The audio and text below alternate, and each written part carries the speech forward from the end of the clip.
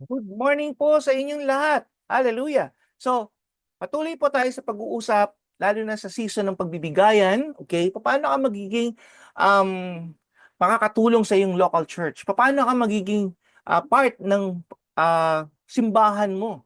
Kasi nung kahapon po at mga nakarang araw, tinuro sa atin, paano tayo as a person, as a Christian, how can be generous? So, yung tithing natin, okay, paano ba natin ito mabibigyan ng halaga at makatulong tayo sa ating mga simbahan, sa mga local church po natin?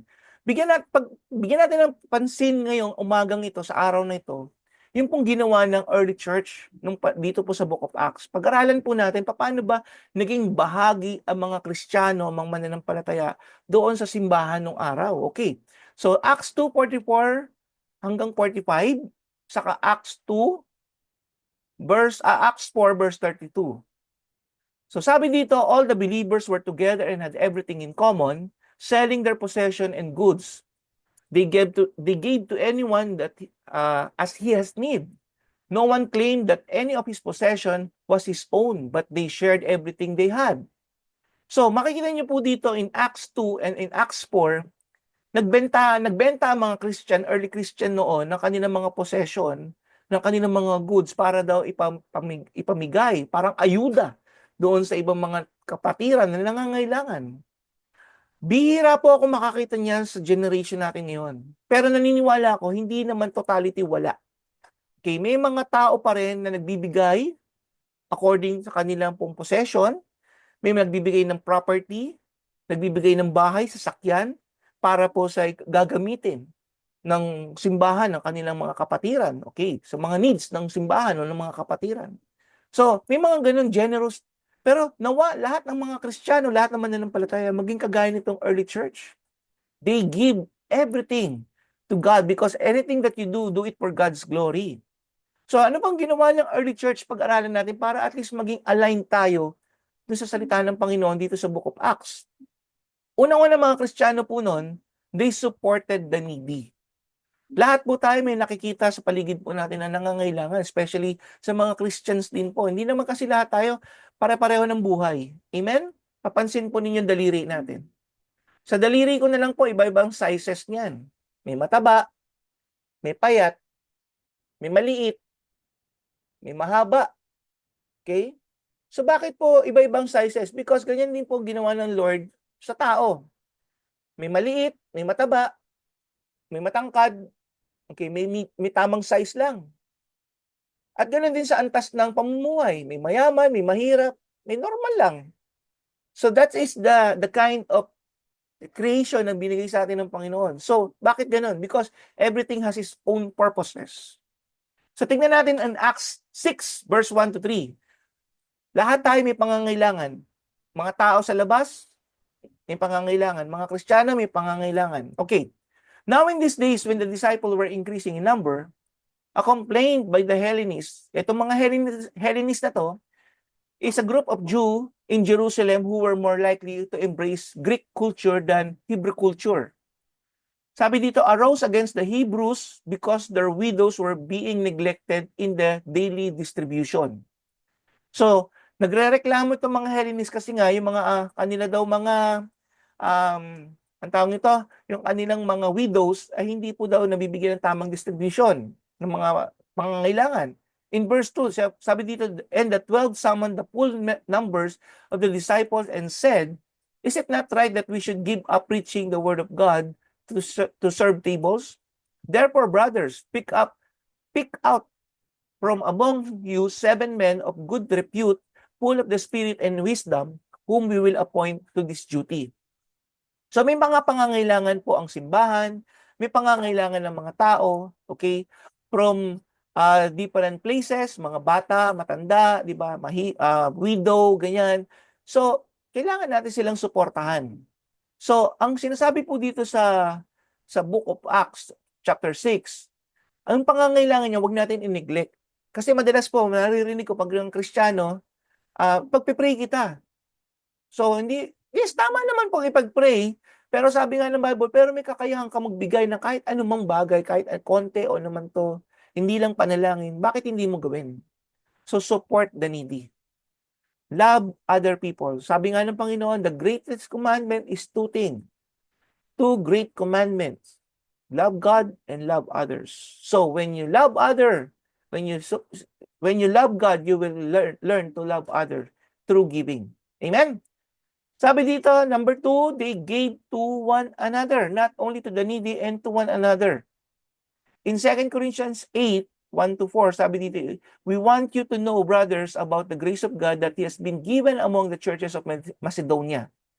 Verse 2, for in a severe test of affliction, their abundance of joy and extreme poverty, even in their extreme poverty, have overflowed in a wealth of generosity on their part. Verse 3, for they gave according to their means, as I can testify, and beyond their means of their own accord, begging us earnestly for the favor of taking part in the relief of the saints.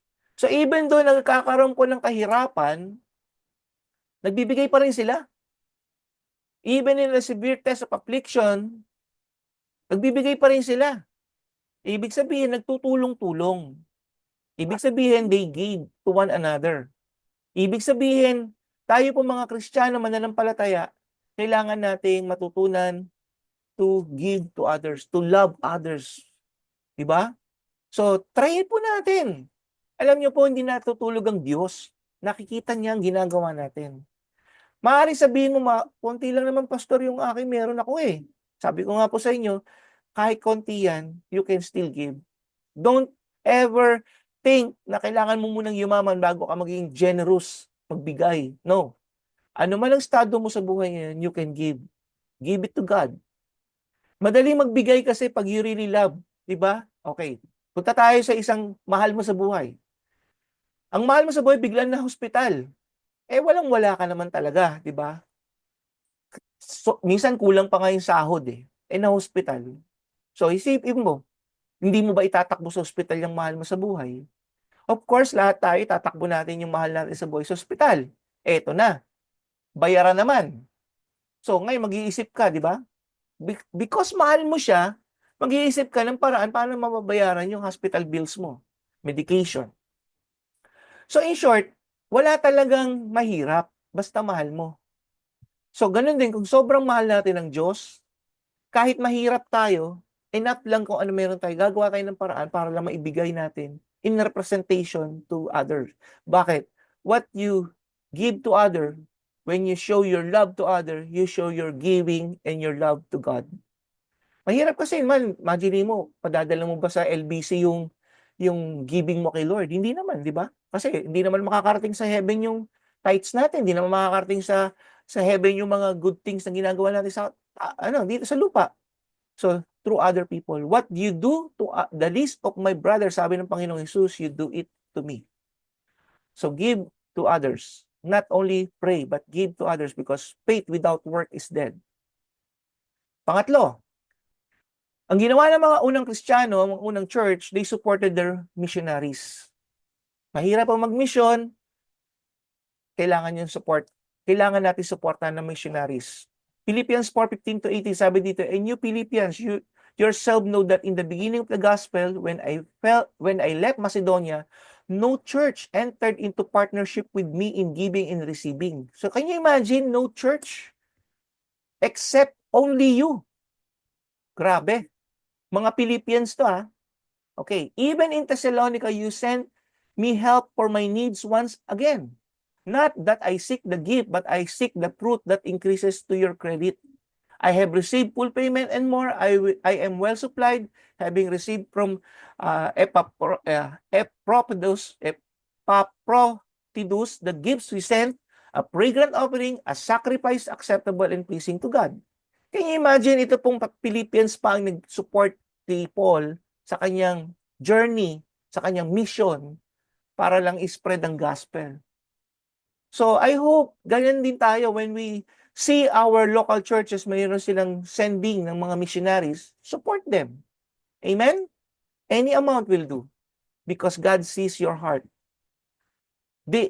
Pangapat po, they work to be able to give. Yung iba kasi, gusto ko na po mag full-time. Hindi po, kailangan natin mag-work. Ephesians 4:28, sabi dito sa Amplified Version, the thief who has become a believer must no longer steal, but instead he must work hard. making an honest living, producing what is good with his own hands so that he will have something to share with those in need. So dito nga, in-encourage isang tip, isang magnanakaw eh. Gumawa na siya ng mabuti para mag-produce na siya ng maayos na kikitain at ma-share niya sa ibang tao. So, learn to give. Hallelujah. We work so that we can give. So, hindi po ako personally pumapayag na hindi tayo magtrabaho. Lahat po tayo kailangan natin magtrabaho. Huwag po natin hantayin na kupkupin tayo ng simbahan para lang tayo magkaroon ng full-time ministry. No. We must learn to give because hindi po sa loob ng simbahan ang trabaho po natin. Ang trabaho po natin ay sa labas. Share the good news of Jesus Christ. Diba? Work in your different places. Share the good news there because nandun yung mga unbelievers eh. Then yung income mo, go to the local church so that support your local church. Amen. Lastly, they give out of love. 1 John 3:17-18. But if anyone has the world's good and sees his brother in need, tingnan niyo po anyone has the world's goods and sees his brother in need, yet closes his heart against him, how does God loves abide in him? Hindi po ako nagsabi yan. Ang salita po ng Diyos. Paano makikita ang pag-ibig ng Diyos sa taong yun kung meron siya pero hindi naman siya nagbibigay? Little children in verse 18. Let us not love in word or talk, but in deeds and in truth. Marami pong ganyan.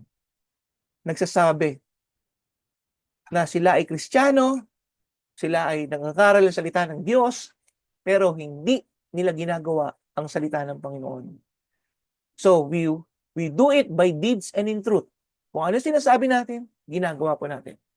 Not only in giving, but everything that comes from the Bible, comes from the Scripture. Not only in the mind natin ilagay yung mga tinuturo ng Panginoon, but also in application. That's why we must hear and obey God's word. Amen? Hear and obey. When you hear, you will become wise when you hear and obey God's word. So when you have something, give something to your brothers, to your sisters in Christ. Kaya wag lang po tayo pray ng pray. Diba? Pagpipray kita, you can share something to your brothers and sisters. Amen? So I hope meron po tayong natutunan sa mga topic natin, especially this type of giving. Hallelujah. At gusto ko pong itaas ang dakilang pangalan ng Panginoong Hesus sapagkat siya ang unang nagpakita ng pagmamahal at generosity sa ating lahat. Kaya po lahat ng tunay na sumasampalataya sa Diyos ay tunay na nag-umiibig at pagbigay. Amen? Hallelujah. So purihin ang Panginoon. Tayo po'y manalangin. Salamat po, Panginoon, sa topic na to. Let this season, Lord God, be the season of Jesus Christ. The season of giving, the season of love, Panginoon, na pinagkaloob niyo po, Panginoon, sa amin. Because you are the one who first show, Lord God, yung pag-ibig mo. Hindi mo lang sinabi that you love us, but you showed us that you really love us. Hindi mo lang sinabi that you will bless us, but you showed that you really bless us, Lord God. Kaya, Panginoon, thank you for the abundance. Thank you for your love. Thank you for your grace and your mercy. Pagpalain niyo pong bawat isa na sumusubaybay ng programang ito, Panginoon. Purihin at sambahin ka, pangalan ng Panginoong Hesus. Amen and amen. So God bless you. Merry Christmas.